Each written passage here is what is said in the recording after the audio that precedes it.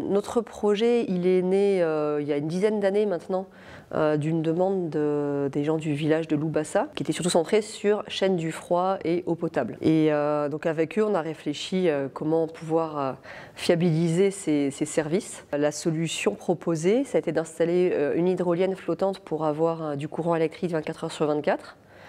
On a également mis des panneaux solaires, même si la grosse partie de l'énergie vient de l'hydrolienne.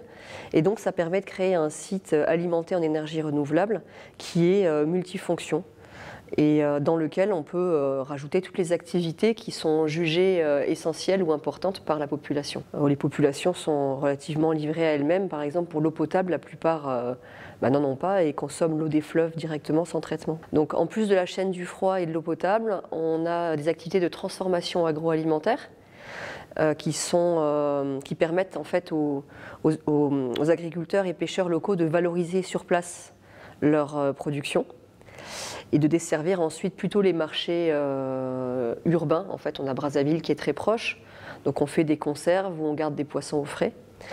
Et il y a l'activité de boulangerie qui a démarré vraiment au début de la mise en service de cette unité de service essentielle.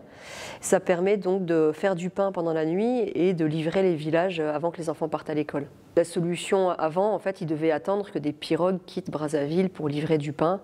Et s'il y a un aléa météo ou logistique, ce qui est quand même très fréquent, finalement les gens partent travailler sans avoir mangé. Le pain est fait la nuit grâce à l'énergie de l'hydrolienne et de même que l'eau est pompée la nuit pour être ensuite purifiée et livrée la journée.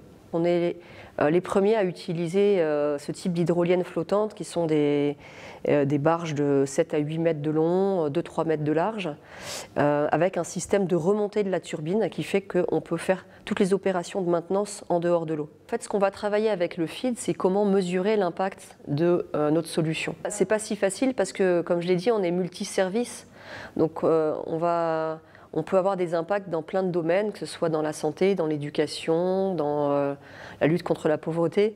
Donc c'est pour ça qu'on a voulu travailler avec le FID et avec des experts en évaluation d'impact pour construire une méthodologie fiable et pouvoir mesurer les impacts des USE et nos résultats au fil du déploiement de cette solution.